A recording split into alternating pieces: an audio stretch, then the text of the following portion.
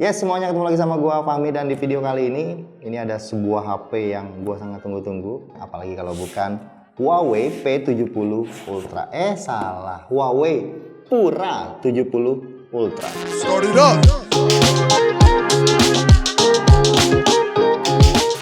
Bentukannya seperti apa, dan kalau unboxing kalian dapat apaan aja, yuk kita unboxing dulu. Oke, jadi seperti ini, gede dusnya, dominasinya putih, dan ini cara bukanya di bawahin seperti ini ya. Nah, ini ada tulisan lagi Huawei Pura 70 Ultra, di bawahnya X Image, dan di bawahnya ini ada Power by Harmony OS. Terus kita bukanya seperti ini. Nah, ini dia. Dari sini udah kelihatan ya frame kameranya seperti apa. Kita pinggirin dulu, kita lihat dapatnya apa aja. Yang pertama, kita dapat casing. Wow, ini casingnya bagus sih.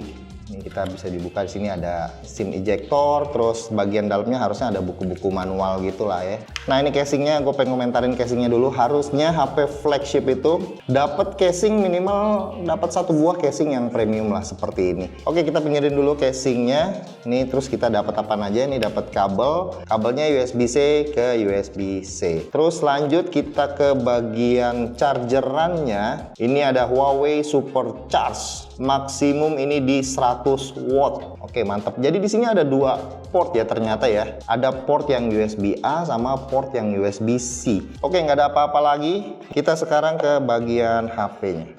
Ini dia HP-nya, kita buka ya. Wow, gila keren banget ini asli.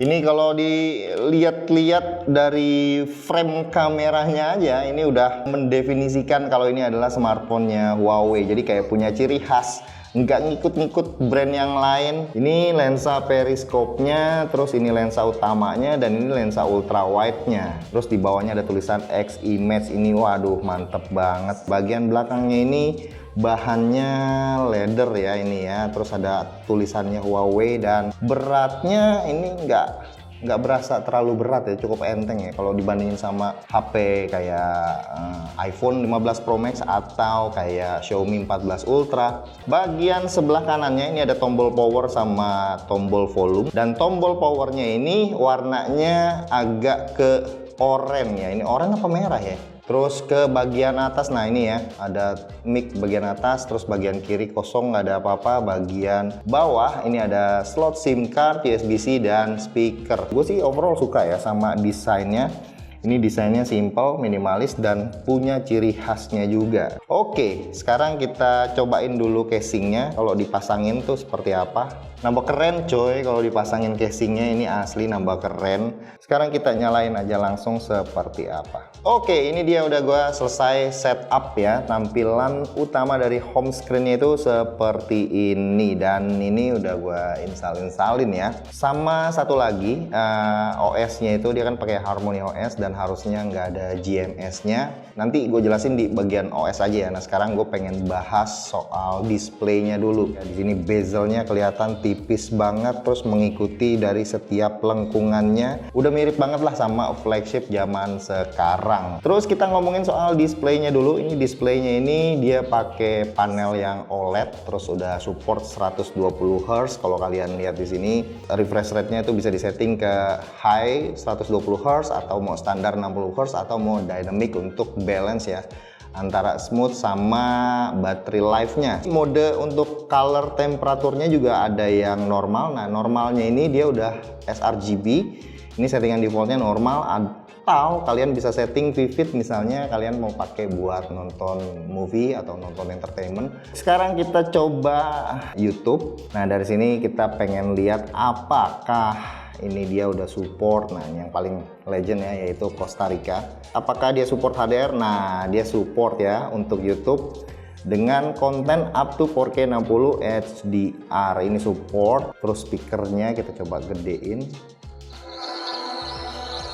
Speakernya juga bagus banget. Dan ini dari konten HDR ini kelihatan kalau layarnya tuh jadi nambah lebih terang. Nah, ini dia tampilannya gonjrengnya, terangnya, terus apalagi kalau di display yang simetris tipis, bezelnya ini seksi banget ya dilihatnya ya.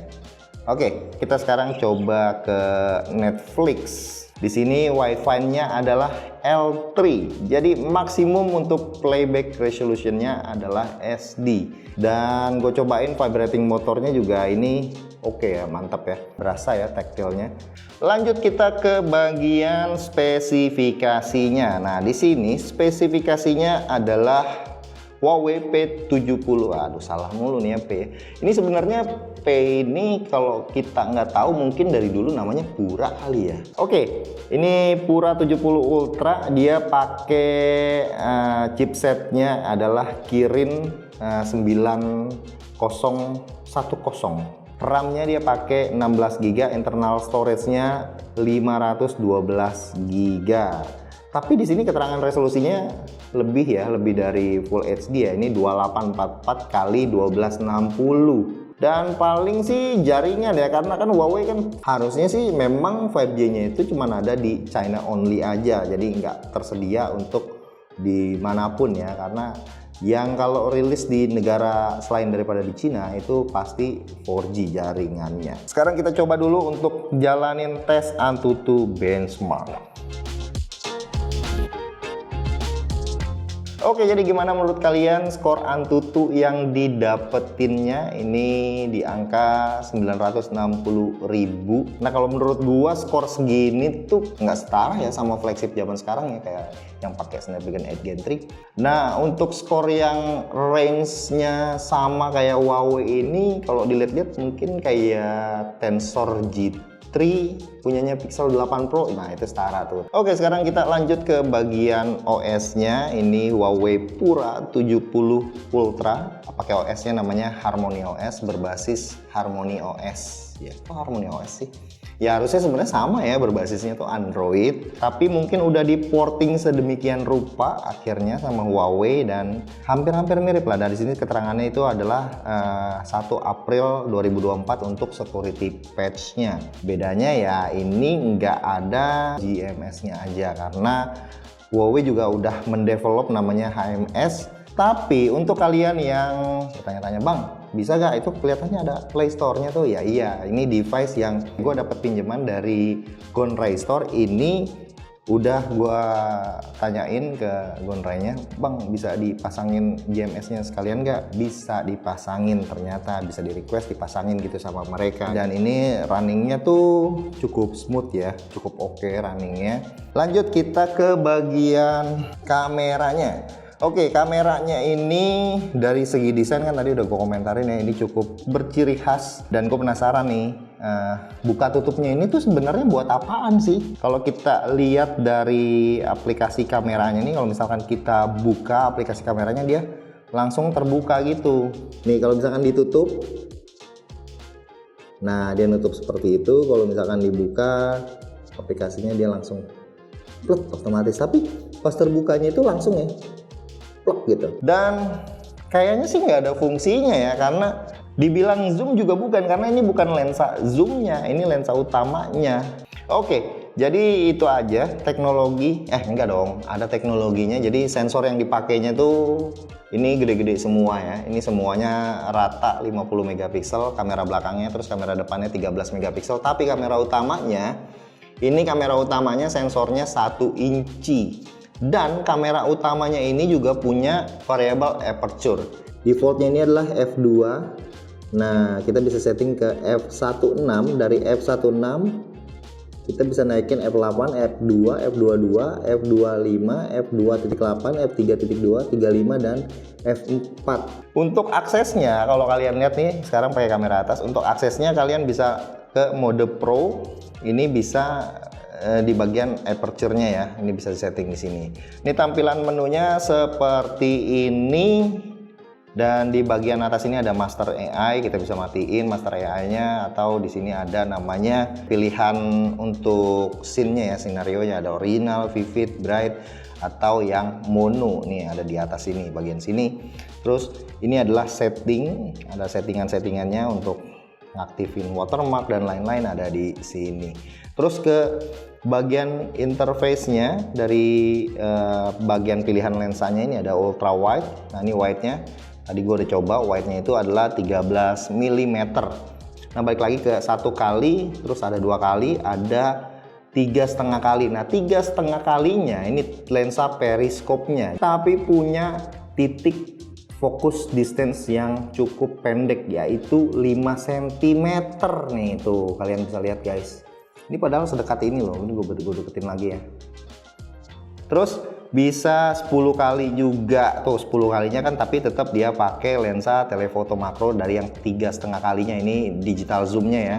Oke, untuk ke kiri ini ada mode portrait. Nah mode portraitnya ini defaultnya 1 kali, 2 kali, dan 3 kali, 3,5 kali. Nah 3,5 kalinya ini adalah lensa telefoto periskopnya, jadi support ya. Nah sebelah kirinya lagi, nah ini dia mode yang sangat kita pengen cobain ya di sini ya, karena kalau dilihat dari demonya kemarin itu gokil sih, yang muter-muter kayak gitu terus difoto cepet. Nah itu dia, setelah gue cari tahu ternyata dia pakai mode khusus, mode snapshot namanya. Sekarang kita coba ya. Oke, ini cepet banget nih ya, kita coba ya. Kita coba tuh hasilnya. Ngeri banget tuh.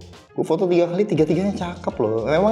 Memang ada nih sedikit di bagian pinggir-pinggirnya nih sedikit ada blurnya, tapi tulisan di mana di gelas ini, gelas plastik ini tetap kelihatan tuh ya tuh. Gue cek ternyata di Xiaomi itu ada juga. Jadi di Xiaomi 14 Ultra itu ada juga modenya. Jadi modenya di Xiaomi 14 Ultra tuh namanya adalah mode fast shot nih. Sekarang kita coba ya. Kita coba ke mode fast shotnya Xiaomi. Tuh. Di sini kelihatan memang kalau kita bandingin langsung sama Huawei tuh, kelihatan kalau di Xiaomi ini masih sedikit aja lebih blur di bagian pinggir-pinggirnya nih tuh. Oke, sekarang lanjut kita ke bagian videonya. Nah, nih videonya ini 4K 16:9, terus FPS-nya bisa 4K 60 fps. Terus stabilizernya itu, steady-nya itu cuma mentok di 1080 di 60 fps. Nah, untuk kamera depannya ini support juga untuk 4K 60 fps. Nah, menariknya tapi ini ada 3 pilihan lensa nih. Defaultnya 0,8, atau kalau kalian pengen yang lebih dekat itu 1 kali, atau mau yang lebih lebar lagi, lebih wide lagi, jadi mungkin 0,7 apa 0,6 lah gitu ya. Oke, lanjut kita geser lagi ke kanannya. Ini ada mode Pro. Di sini tampilan mode Pro-nya ini ada manual fokus, ISO, terus aperture, shutter speed. Nah, ini exposure value, dan ini fokusnya mau AFC atau continue. Terus bagian kiri ini ada RAW, terus ada JPEG L. Yang JPEG L ini adalah 50 megapiksel dan JPEG biasa adalah 20 megapiksel yang pixel binningnya. Nah, harusnya di mode Pro tadi ada bisa ke video. Oh iya, ada bisa ke video. Jadi ada video Pro-nya juga di sini tuh ya. Ada settingannya di bawah, resolution, frame rate, flash, X-image, assistive, grid, dan lain-lain ada di bawah sini ya. Cuma di sini gua nggak ada ngelihat ada settingan untuk apa ya, lock gitu, nggak ada ya. Oke, ke kanan lagi di sini ada menu-menunya yang lain, ada banyak ya, ada slow mo, panorama, light painting. Wah, pokoknya Huawei ini jagonya tuh, apa namanya? Silky water. Mamang nih kalau udah pakai Huawei, yang ditunggu-tunggu adalah mode silky waternya. Itu asik banget, nggak perlu filter. Nah, lanjut nih, ada nih di sini. Ada stiker, dokumen, dual view, high res, story creator, aperture, sama multi. Oh, aperture-nya ada di sini ternyata di more. Nah, ini aperture nih kalau di Xiaomi sama kayak master lens system. Dia bisa setting apa namanya, virtual aperture sama physical aperture-nya. Nah, ini physical aperture-nya hanya untuk di kamera utama aja. Kalau untuk kamera yang telefotonya tuh itu cuman ada satu doang tuh, tapi kalau kita pakai 2 kali dia ada pilihan physical aperture. Ini bener-bener aperture-nya itu real dari yang bagian belakangnya tadi yang bisa menutup gitu ya, yang bisa mengecil kayak gitu ya. Oke, jadi gue sekarang mau langsung aja ngetes kameranya ke depan untuk ambil beberapa sampel foto-foto dan juga videonya.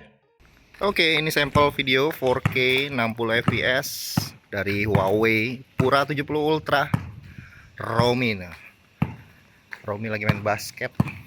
Nah, di 4K 60 ini bisa pindah-pindah ke ultra wide juga tuh. Terus ke telefotonya juga ya. Rom, nengok Rom. Nih, pindah ke telefotonya nih. Tuh, tapi perpindahannya masih kurang smooth ya, masih agak kayak ada jergeknya gitu dikit. 10 kalinya udah tentu adalah digital zoom. Oke, tuh perpindahannya. Dan ini sampel kamera depannya sama di 4K 60 fps. Stabil, dynamic range-nya juga lumayan. Oke, nah sekarang ini aktifin yang ultra stable-nya gitulah. Tapi dia mentok di 1080 60 fps aja. Dan nggak bisa pindah-pindah lensa. Ya, nggak masuk.